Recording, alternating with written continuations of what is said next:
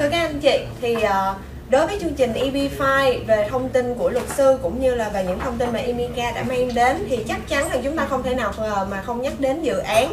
Đây cũng là một thông tin mà các anh chị mình cần phải quan tâm để biết được rằng dự án chúng ta đầu tư vào sẽ có những ưu điểm như thế nào để bảo toàn cái số tiền đầu tư của anh chị và đảm bảo cái tấm thẻ xanh của mình nữa. Thì tiếp theo đây Thùy Vân xin mời ông Mr. Brennan sẽ hỗ trợ cho các anh chị cập nhật vào những thông tin và giới thiệu dự án mới, và cô Tiểu Linh sẽ phiên dịch cho các anh chị ở đây.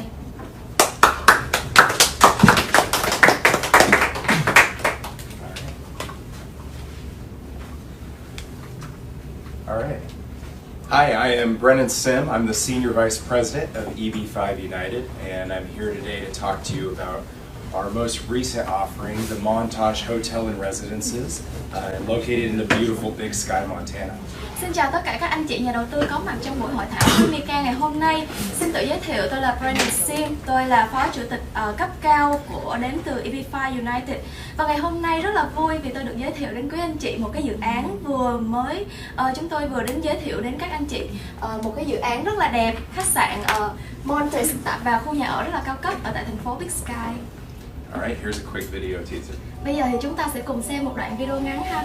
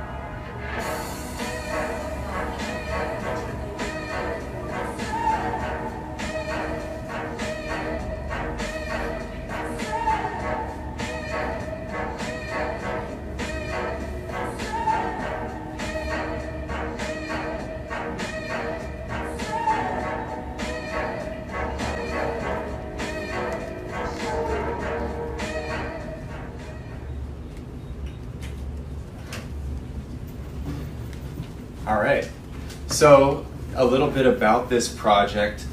It is a Montage branded hotel, which will have 99 hotel rooms and 39 residences.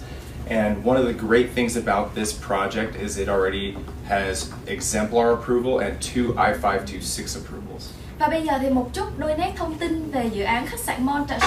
Đây là dự án khách sạn rất là cao cấp, Montage mang thương hiệu là Montage, và đây là dự án khách sạn 5 sao, sở hữu 99 phòng, và bên cạnh đó thì chúng tôi cũng có xây dựng là 39 khu căn hộ cũng rất là cao cấp.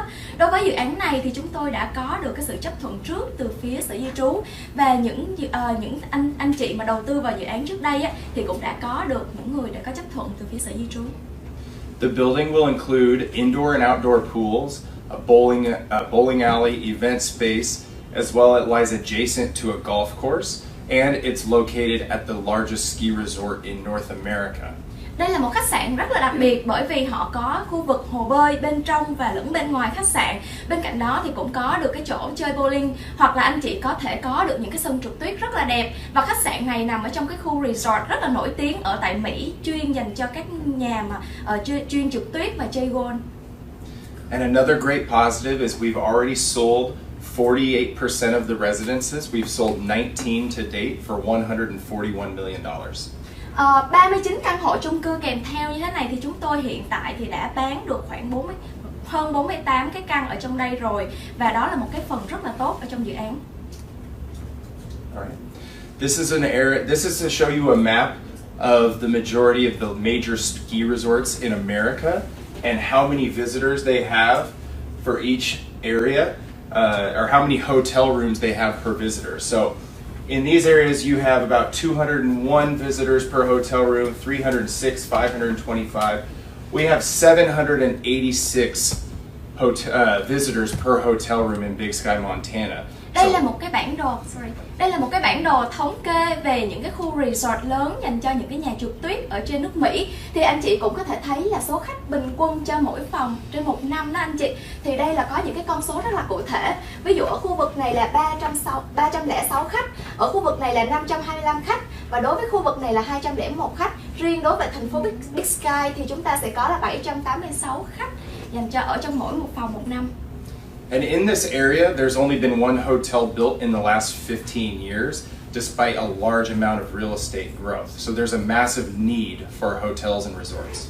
Và đối với khu vực này á, mặc dù là có một cái lượng mà cung rất là, cái lượng nhu cầu rất là lớn như vậy, nhưng mà xuyên suốt 15 năm qua thì chỉ có duy nhất một cái resort được xây dựng lên thôi. Và chúng tôi đánh giá đây là một cái thị trường rất là tiềm năng để chúng ta có thể phát triển lên những cái khu khách sạn và những cái resort sang trọng như vậy.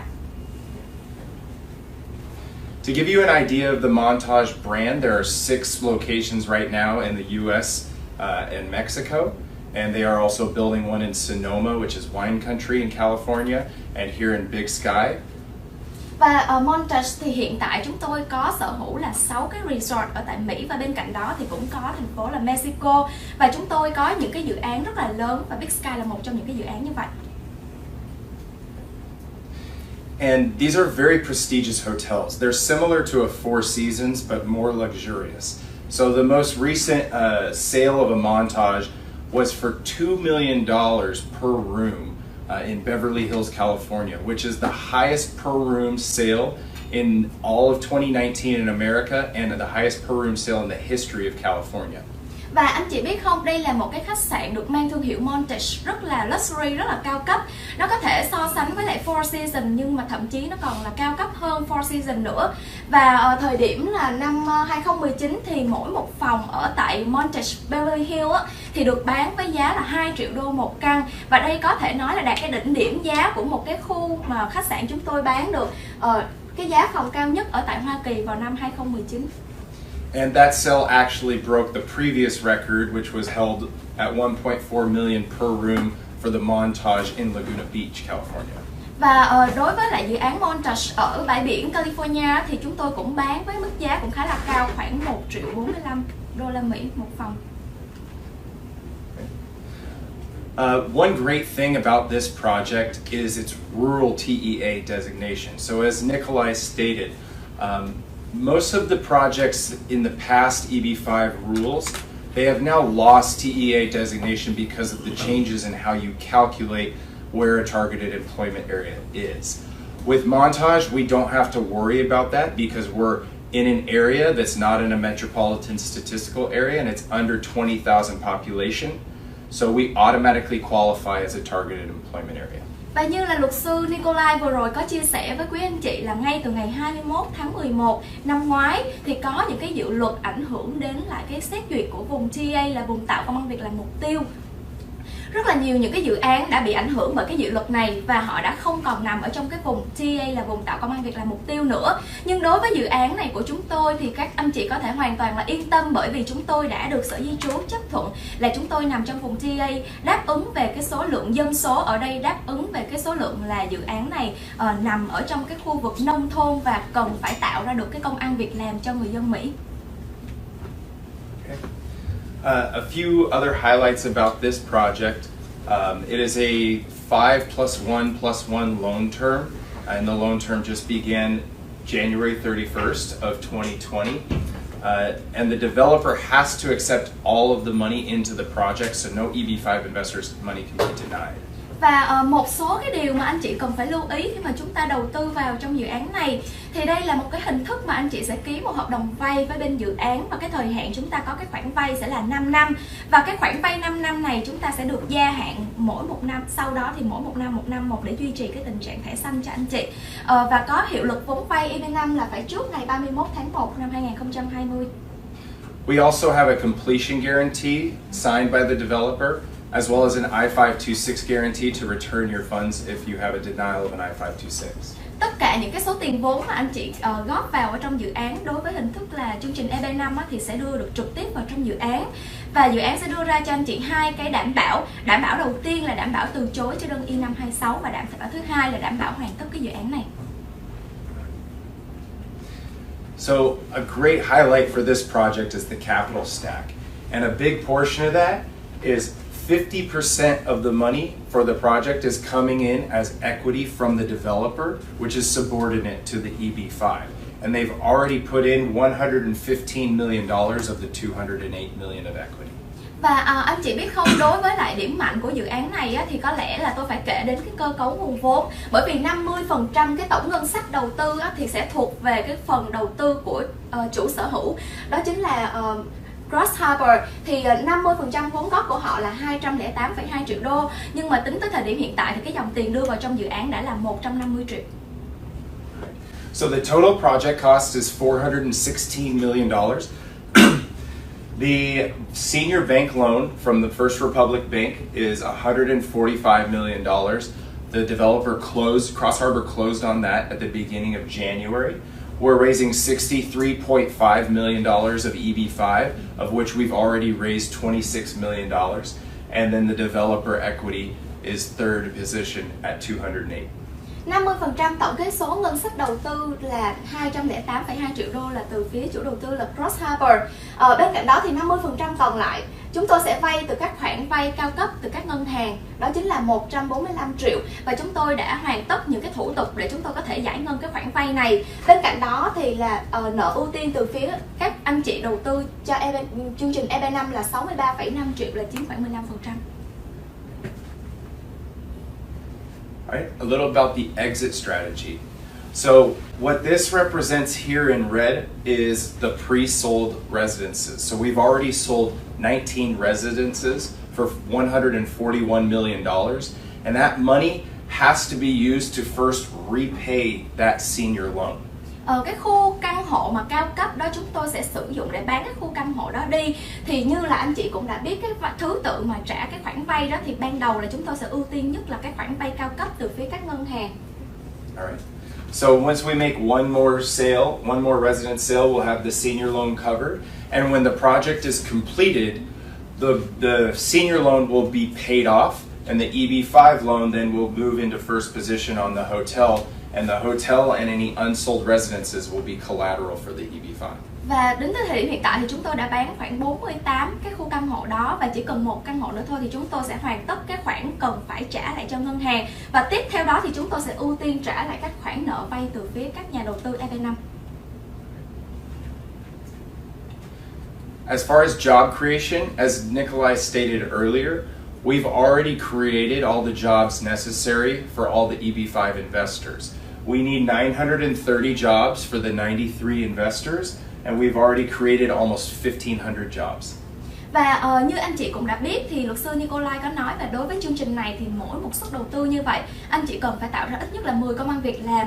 Vậy nên là ít nhất số công ăn việc làm tối thiểu chúng tôi phải tạo ra là 930 công việc. Thế nhưng mà tính tới thời điểm hiện tại thì chúng tôi đã tạo ra đầy đủ tất cả những cái số việc làm cho các anh chị, và thậm chí còn hơn thế nữa. Trung bình thì chúng tôi sẽ cần tạo ra khoảng 15 công việc làm trên mỗi một suất đầu tư.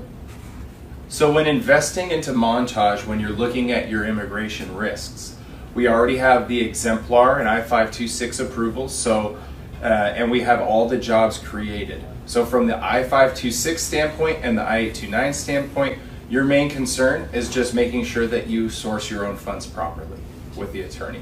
Và khi mà cái giai đoạn mà có những anh chị đã được chấp nhận cho đơn I-526 của mình á, thì anh chị không cần phải lo đến cái rủi ro về tạo công ăn việc làm nữa. Cái quá trình khi mà chúng ta đã có chấp thuận I-526 và chúng ta chờ đến khi mà chúng ta được chấp thuận đơn I-829 á, cái điều quan trọng nhất mà các nhà đầu tư cần nên quan tâm đó chính là cái vấn đề mà hoàn trả lại cái khoản tiền đầu tư cho các anh chị.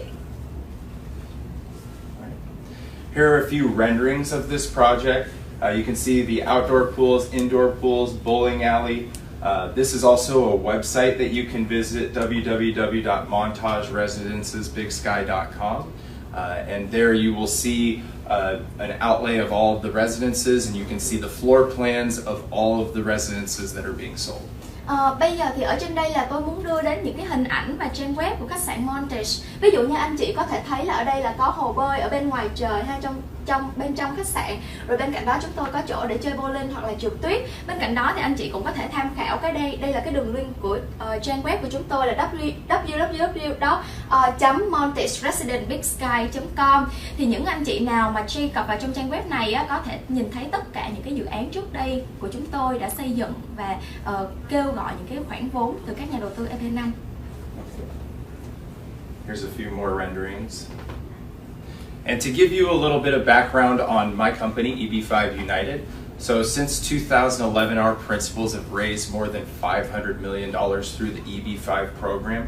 So we've secured investment from more than 1,000 investors and delivered more than 2,000 green cards to families. Tôi xin giới thiệu một chút về công ty của tôi là EB5 United. Và từ khi mà năm 2011 cho đến nay á, thì chúng tôi đã huy động được khoảng 500 triệu đô la Mỹ. Và cái tỷ lệ mà các anh chị đạt đơn I526, đơn I829 là 100% với hơn khoảng 1.000 nhà đầu tư. Và chúng tôi đã giúp cho khoảng 2.000 khách hàng có được cái tấm thẻ xanh của mình. These are some of the past projects that we have done. So we have the Portland Pearl Residence Inn was a $51 million raise that has been fully repaid to the investors. The LA Live Courtyard Residence Inn is a very successful hotel in downtown Los Angeles and has been a very successful EB5 project. We also have the Four Seasons in Puerto Rico, and Nine Orchard was our most recently completed EB5 raise in Manhattan in New York City. Và trên đây là những cái dự án EP5 mà chúng tôi đã kêu gọi rất là thành công. Dự án đầu tiên là Boy Resident in Portland. Thì đây là một cái dự án mà chúng tôi đã hoàn trả lại cái khoản vay cho các anh chị nhà đầu tư. Đây là dự án có gói vốn EP5 trị giá là 51 triệu đô. 100% đơn I526 và đơn I829 được chấp thuận và các nhà đầu tư đã được hoàn vốn ngày 1 tháng 10 năm 2019. Đây là khách sạn LA Live Courtyard Resident Inn ở tại Los Angeles. Thì đây là dự án chúng tôi huy động 181 triệu đô. Cũng là 100% các anh chị khi mà đầu tư vào trong dự án này thì có được đơn I526 và đơn I829 được chấp thuận. Hai dự án tiếp theo của chúng tôi là hai dự án đang được xây dựng và đang được gọi vốn nguồn vốn EP5. Dự án này là dự án Four Seasons Puerto Rico. Thì đây là gói dự án EP5 này có mức giá là 119,5 triệu đô và đã có được những đơn I526 đã được phê duyệt. Tiếp theo là dự án Nine Orchard chúng tôi xây tại New York City ở tại khu vực Manhattan. Thì dự án này là có cái gói EP5 trị giá là 88 triệu đô và đối với dự án này thì cũng đã được phê duyệt trước bởi Sở Di trú cho đơn I924 và bắt đầu có những anh chị được chấp thuận đơn I526. So you can see our past projects have been in major cities, but with the new TEA changes that we saw coming, we really wanted to have a similar type product in a rural area, and that's what we feel like we were able to find in Montage with our new developer Cross Harbor. Và khi mà có những cái dự luật thay đổi liên quan tới lại vùng tạo công ăn việc làm mục tiêu, vùng TA á, thì bắt buộc là chúng tôi không có thể nào mà kiếm được những cái dự án ở tại trung tâm thành phố, ví dụ như ở New York hay là những cái vùng ở trung tâm thành phố nữa. Bắt buộc là chúng tôi vẫn phải giữ được những cái giá trị của mình cũng như là những cái tiêu chuẩn của mình, mà bên cạnh đó phải đáp ứng được cái yêu cầu của Sở Di trú là những cái vùng mà nông thôn nằm ở trong vùng tạo công ăn việc làm mục tiêu. Cho nên chúng tôi đã tìm đến đơn vị phát triển là Cross Harbor. Okay. So in the last 25 years, Cross Harbor has completed more than $12 billion of real estate transactions. And they're not just a developer, they also have run 11 separate investment funds. So they have a large sums of capital that they are able to complete their own projects with or without the banker, the EB5. And as well, they work with an affiliate who is an equity partner based out of Hong Kong called Lighthouse. Và Cross Harbor là một đơn vị phát triển về bất động sản rất là nổi tiếng ở tại Mỹ vì họ rất là mạnh. Xuyên suốt khoảng 25 năm lịch sử thì họ đã có được cái khối lượng tài sản và giao dịch bất động sản lên đến khoảng 12 tỷ đô la Mỹ. Họ quản lý rất là nhiều những cái nguồn quỹ bởi vì có những cái dự án họ cần phải có bên đối tác ngân hàng, nhưng mà có những dự án họ thậm chí không cần phải vay bên phía những cái khoản vay cao cấp từ phía ngân hàng. So over the last 11 years, Cross Harbor purchased this in 2009 for $120 million. In that time, they've put about $1 billion into the Big Sky area surrounding where the Montage Hotel is.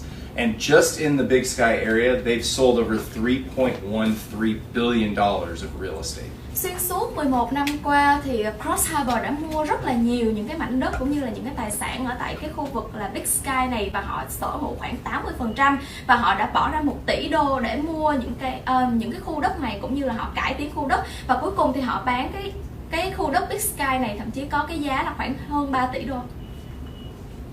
So you can see a map of Big Sky. This is where the Montage Hotel is located. The Cross Harbor owns all of this land here, here, and up here at Moonlight Basin. The only thing they don't own is the public ski resort, which is they can't purchase. So they own 80% of the developable land in this area. Đây là cái bản đồ của cái khu vực mà anh chị cần phải quan tâm, thì họ đã sở hữu khoảng 80% khu đất, có nghĩa là họ sở hữu khu này, khu Moonlight Basin, khu Yellowstone, khu Spanish Beach, có nghĩa là cái khu mà khách sạn của chúng ta sẽ tọa lạc ở tại đây. Cái phần này thì họ không thể mua được, bởi vì cái phần này thuộc về công cộng, thuộc về nhà nước, và họ không có quyền mua. And since 2009, they've been building out the infrastructure and residences around this mountain. What is needed now is hotel space because there's not enough hotel space for the area. Bắt đầu từ năm 2009 thì họ đã bắt đầu xây dựng những cái khu căn hộ, những cái khu dân cư để mà có khách tới đây có thể nghỉ chân lại, và họ phát triển một cái ngành dịch vụ này rất là phát triển.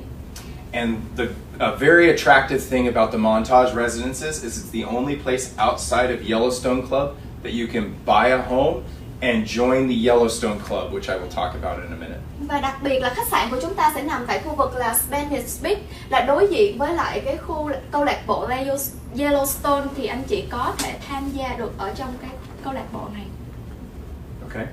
This is the location in the United States, and there are 17 direct flights, or there's direct flights from 17 different cities. But most of the Yellowstone Club members will be flying in on a private jet and taking a helicopter into the Yellowstone Club, but it's an hour drive from the airport.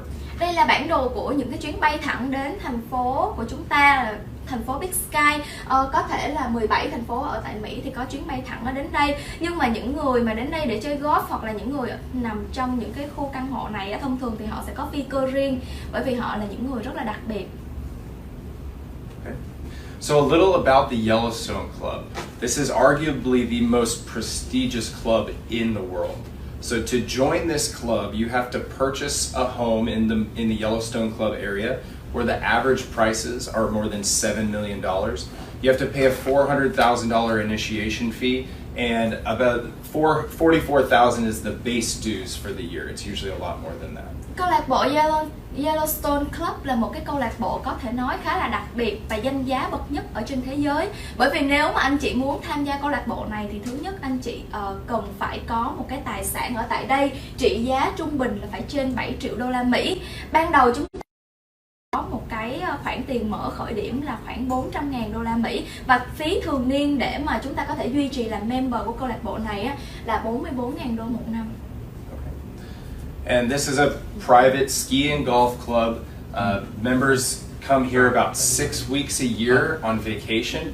And these are a few of the members that there are at the Yellowstone Club. You can see Bill Gates. Jeff Bezos is actually looking at buying a place right now. They just denied the Kardashians because they didn't want their cameras at the site. But you see Eric Schmidt, Oprah Winfrey, Tom Brady and Giselle, Justin Timberlake. I actually saw Ashton Kutcher at the site. So it's a laundry list of billionaires and celebrities.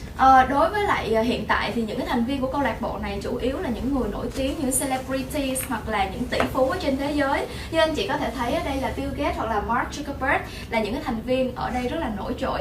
Có Kim Kardashian nữa, nhưng mà cô ấy từ chối để sử dụng hình ảnh của mình public. Tôi đã nhìn thấy là Ashton Kutcher ở tại cái dự án này. Okay. And this is also a Phase 2 EB5 raise in Big Sky. There was a successful Phase 1 EB5 raise, which was done by Cross Harbor.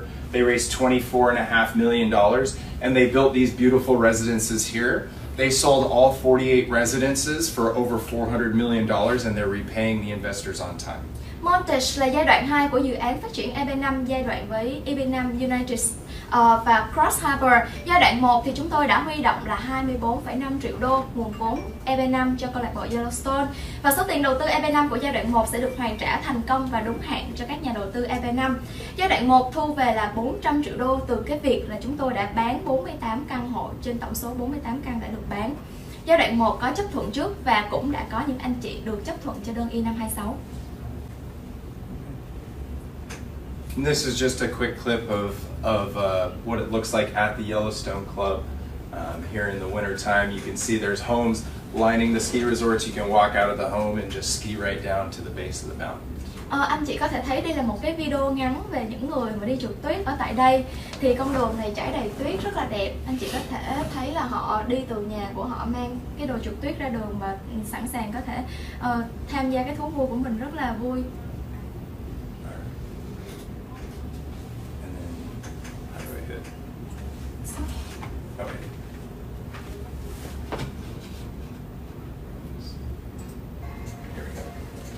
So here's a construction Welcome update back for to the January Montage of Big Sky update for Suffolk Construction. We're happy to report that we are erecting additional steel in the south side of the building. Over the next couple of months, you'll see the rest of the building shaping up. In addition to that, we're still battling cold weather and lots of snow, as we anticipate more snow in February.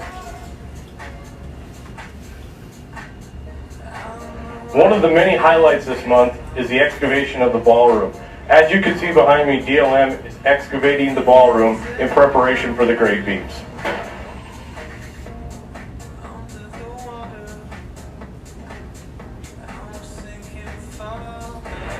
One of the major highlights and milestones this month was the completion of the 6th floor concrete deck pours. This completes all deck pours on the north end of the building. A special thanks to everybody who helped complete that work.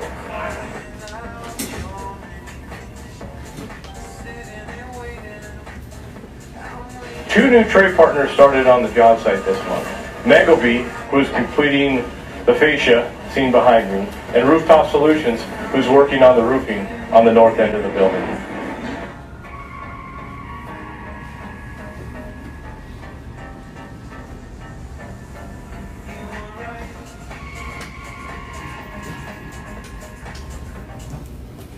And so this website here, www.suffolk-montage.com, you can go view that anytime, and it will have these videos on there as well as a construction timeline of exactly what's been completed and what's going to be completed over the next month.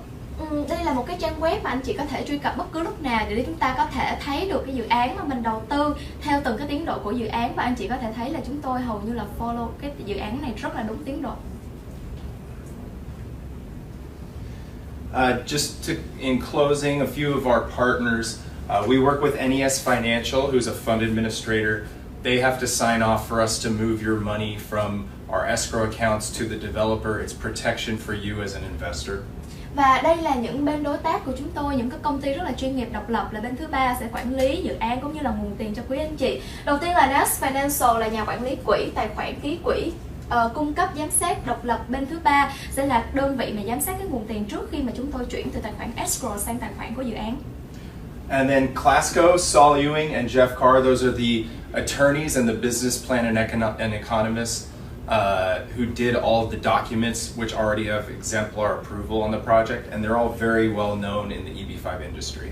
Clasco và Jeff Carr là những bên về hãng luật di trú cũng như là nghiên cứu về kinh tế và kế hoạch kinh doanh. Thì họ là những bên rất là nổi tiếng về cái chương trình mà phê duyệt đơn I-924 cho các dự án. Okay. And lastly, Suffolk is the group that you just saw the video on.